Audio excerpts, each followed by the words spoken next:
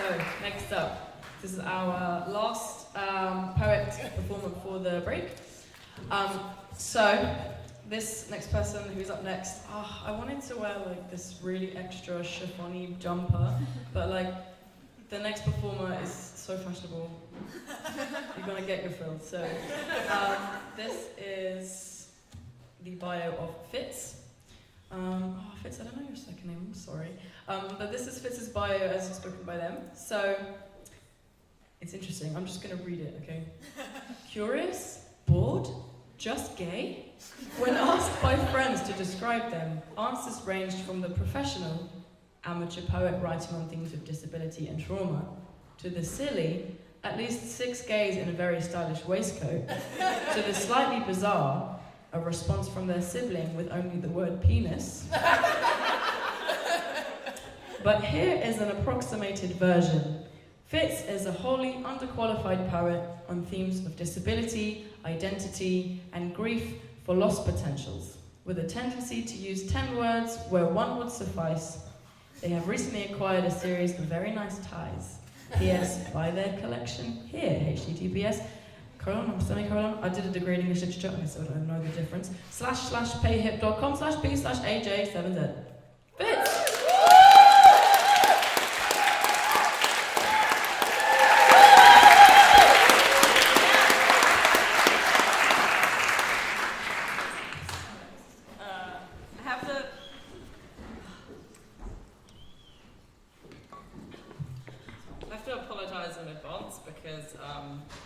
For a person with OCD, I'm really badly organised. I'm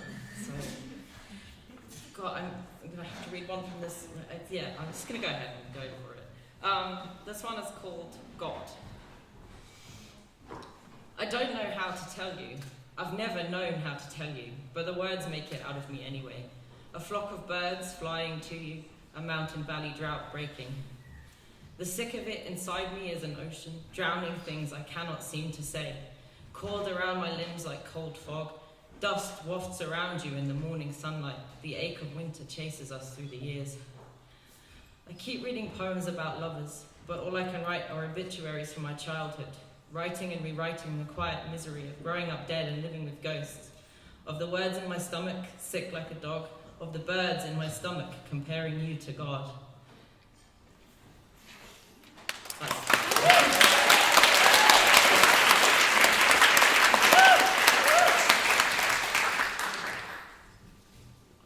I'm going to start shaking now. I just don't want anyone to be concerned. I just have a lot of anxiety. This one is called The Body Electric. The body electric, my body electric, my body electrified, poorly wired central nervous circuit board, my body overheating, fuse blown and switch tripped, oven ring agony, burning power we don't have, brain burning power we don't have, 9 minds, 1 head, 2 hands numb, 2 concepts I can't come to terms with, 2 power surges waiting to happen. Theoretical approach to concrete recovery, wellness buried in the cold cement of unrelenting inefficiency, fatigue burning my flesh like fossil fuels, precious limited resources, no renewable alternative to shaking hands and curving spines, crumbling skeleton ache closer to aging oil deposits, no wind farms for these wind-up legs, no clockwork in this robot boy, this migraine-riddled, arthritis-crippled piece of shit. Seizure-like dry spell in the offshore oil rig that controls me, digging in my chest for black gold, the black ink here, a whole other demon. I wake and lose track of all my thinking, direct train of thought awaiting rail electrification, awaiting a new source of power, awaiting the state's intervention in the logistics of me. I fear my brainwaves already power some government machine. I fear my brainwaves love the government machine.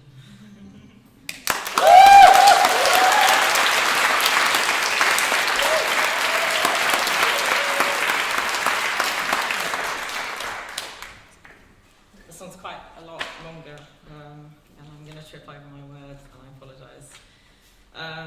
This one is called Pompeii Reimagined. I have to say in advance, it's quite obtusely about parental violence and child abuse, so if that might be upsetting. It upsets me, so right.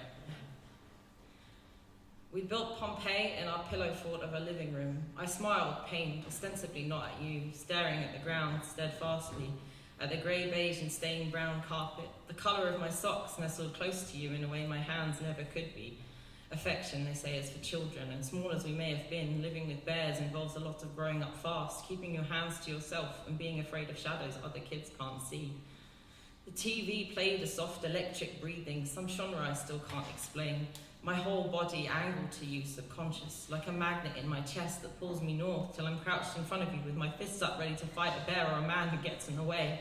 Fists up ready to fight like a bear with a man that keeps putting himself in the way. The South Pole cold a bit in my hands pushes you away. Get out of the way, or it would if I could reach you to start. Still crouched low on the ground, like children in our mother's womb, like the soft drumbeat of safety, like the blood swirling around us and ours shouldn't still be in our bodies. Pretend the years separating us don't somehow ache with old bad blood. Pretend the years separating us in the quiet dark, in the dark silence, don't make me responsible for you. I can't protect you, I never could, and I'm sorry. We built Pompeii in our living room to hide from an eruption that is our long-lost stepfather screaming in your ear as my body shuts down. That is our evil, wicked, cartoon villain stepfather crushing my throat like the bear I wouldn't grow up to be for a long time. To hide from an eruption that is genuinely lava this time. That is our long-lost mother's ex-boyfriend, man of the house, shame dickhead who chewed us up and spit us out like so many candy wrappers stolen from the mouths of babes. Like so many times we went without clothes, food, school supplies, gas, electric, rent, tax, sanity, so he could eat dinner out and we could sit in the cold and the dark to learn some lesson no one ever thought to teach us.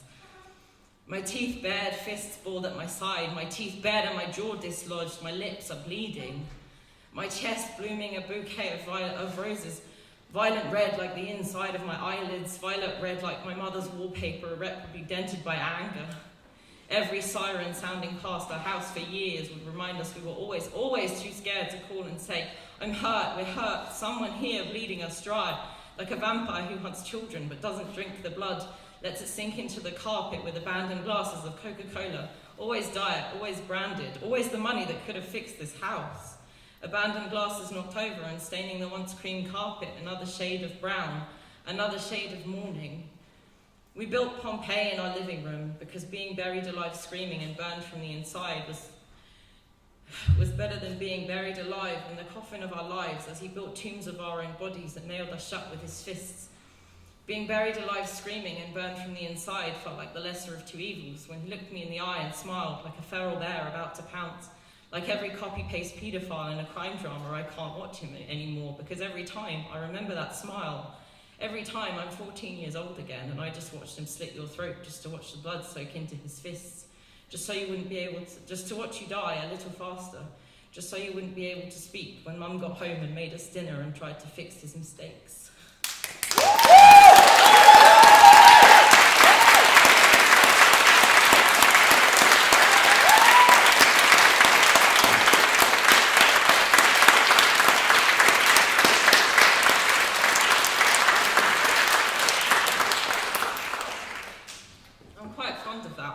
I wrote it in one sitting while I was crying because I missed my friend's birthday and I've barely edited it since. It just kind of, one of those things where it just kind of came out as it, I think, as it was meant to be.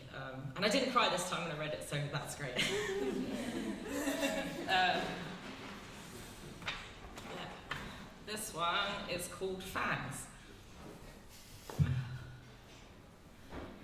I am a maladjusted child. I can't stop putting things in my mouth, convinced the world might start to make sense with a dozen plastic bricks filling my early onset cavities. I bite my own fist, knuckles white, teeth white. I swallow the TV remote to stop you changing the channel, but I'm changing the channel whenever you speak. It's another language out of you, your tongue making sounds I can't wrap my lips around. I speak over you, turn the volume down. I bite the hand that feeds, I bite you. If I can't uncover the secrets of the universe in hours elapsed watching Nature Channel documentaries, then I'll follow wild animal advice. I'll bite you, I bite you. I keep trying to bite you. I keep trying to fit you into my mouth. Like you'll finally follow my slack-jawed logic. I'll understand somewhere between grit teeth and spit. I just can't chew you into something new.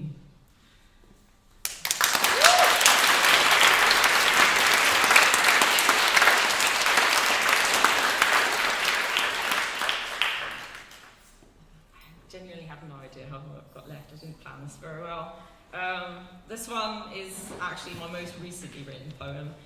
It is called Shipwreck. Sorry for the days I am a wreck, the days in the bathroom, days drinking shower water, drowning in shower water, emptying and refilling the wall cabinets with memories. Cabinets I open and close like parentheses, open and close like a very neat poltergeist, open/close, 4 brackets, 2 diagonals, 2 full stops, 4 breaths, 4 breaths. Cabinets I open and close like breaths, careful in spades. Days where the ragged walls of my cerebral cortex transpose on the lines of grout, the peculiar perpendicularity of ice white with grey-white tiles, the lines running parallel to the echoes of dust that make up this floor. The days I've spent on this floor in small rooms with not so small dooms. Therapy is hours in small rooms, making myself nervous so I won't go home and set up shop in the shower cubicle again. Hours in small rooms, crossing my heart and hoping not to die, hoping I can close each door without opening and closing 4 times, 4 times, 4 times. It's always 4 times. Therapy is 4s in small rooms, repeating the wreck of myself, so come dawn I won't wake up on your doorstep smelling of grog, so the agitated tide won't reach me in the exhausted quiet between sleep and awake, with the groggy anxiety of rocking back and forth, like a crew of folk without a raft, without buoyancy vests, without a boat at all. Rocking back and forth with thinking, pushing out my thoughts through the wave crest of my breath at its peak. Rocking back and forth in this endless small room, because I want to stop apologizing for apologizing, because I want to keep drowning just so I can keep something. I want to keep you around, want to be an unnatural disaster with you. Sorry for the days I am a shipwreck. Thank you for the days you are my shore.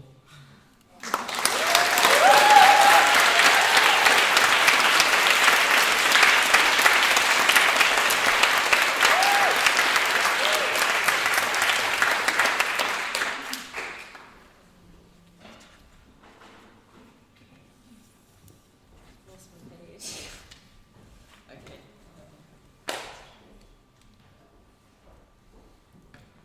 This will probably be the last one. Right. I have a problem shaped like a body. I have a problem fist-sized and hyperactive. I have a problem. I keep having a problem. Mine stuck, tripping on a memory shaped like a gun, has its trigger pulled tight over my jaw by the fingertip dent of a lifetime, chasing a feeling close to 2 cold fingers on each hand steepled with the head in between. Pressed to each bloodshot temple, to 2 shaking fingers biting a cold wrist on a cold morning with a cliché blood-wet blanket, hot and wet and dripping onto the ground. I have an issue wrapped in tissue and stowed in a box, along with the silver nitrate ache of a bandage taped to the wound, stitched into this empty chest that doesn't feel like mine. Like the Animal Town crossing pinboard of a notice of premature closure above my welcome mat stomach. The size 11 bootprint bruises of my past light up my skin like the remnant hopes for the good night, glowing under the ultraviolet unlikelihood of making it to 16, 18, 21 middle age. This is a point often frequented. I have no use for plans if there is no future, no use for future if there is no self to see it. Always my worn out, hollowed out metaphor for emotional vacancy thorax blazes with paranoid indigestion / acid reflux / don't say heartburn, but cannot tell me one way or the other if psychosomatic anxiety or trauma-induced NSAID intolerance is what finally makes my esophagus claw its way out of my ear, nose, throat, sinus, migraine, cluster headache of seeing stars. I want to say my hands don't shake, but my tremulous voice puts pay to that lie, puts something to bed, puts my hands red back in my pockets to stop from hammering home uncomfortable truths. And sometimes a nail is just a nail. Sometimes the shield crest of your thumb doesn't need to be a battering ram. You don't need to lay waste by a siege to the northern lights of your hometown, beneath the northern lights of your hometown train station midnight. There is no galaxy inside of me. I cannot write a truthful line about cutting me open to find glittering stars bright as my hopes, mostly because I have no hopes and there are no stars. There is no supernova endgame as empty as the numbness of the blood drying deep space black on the knife. There is no galaxy inside of me. But in something like poetic justice, my hypervigilant awareness of every blood vessel inside my flesh in bear trap form suggests you might find capillary sprawled through the aching space between cells, constellating secrets to keep like hemoglobin holds oxygen but cannot stop spreading it around. A red-violet nebula in the blood rushing from heart to heart with quiet smiles or the tightrope wobble of saying the wrong thing. To my neck, to my cheek. There is an exoplanet in the globe of my skull, and at least there might be a temperature cold enough in the interstellar space of my meninges to settle this ache in the top-heavy burden of muscles not knowing they are supposed to let go sometimes. Head bone connects to neck bone, connects to the fact of my exaggeratedly F-curved spine full of dagger-sharp jutted bones and bone-sharp knives left behind by being stabbed in the back, by my own lack of sense of self or selves or unknown word describing indescribable feeling of being watched inside your own head by you yourself and other stories to tell your friends and keep hidden like a padlocked chest. Like a padlocked chest stowed somewhere between the spread raving rings of shattered ribs and the frayed fabric column of vertebra that the bandages pull me back together. I need someone to put me back together. I need to stop falling apart. I need to stop ripping open my trunk just to show you where the bleeding starts. There is a lock, so there is a key, so there is a reason to keep my mouth shut and lock myself in. We keep getting locked in. If eyes are the windows to the soul, the mouth is a door with rusted hinges. My words are birds that keep getting trapped behind the open doors. My pelvis stages a blockade between the protest march of my stacked bracelet spinal cord and the aching chasm of my Lib Dem voting, that is to say, useless as yet organic hip joints. As yet organic hip joints taken to betraying me at the drop of a hat or a perfectly landed misstep, repeated ad infinitum. There are two ball and socket synovial joints, and there are two ball and net childhood fantasies of playing football or being able to move without the risk of learning a new word for pain, or another seam to tear open, another kind of stuffing to spill out and tell my history to anyone who'll listen, to anyone who sees me in the emergency room this time. My thighs could present the case for an ominous normality, if not for all the ways it is possible to be tricked into feeling agony in undamaged flesh by a nervous system, alight with anxious potential, feeding on anxious potential, feeding on lost in thought cynicism, manifested as a great fire of London recreation ache through the spiderweb branches of sciatic nerve turned transient ischemic attack on the entire anatomy of this broken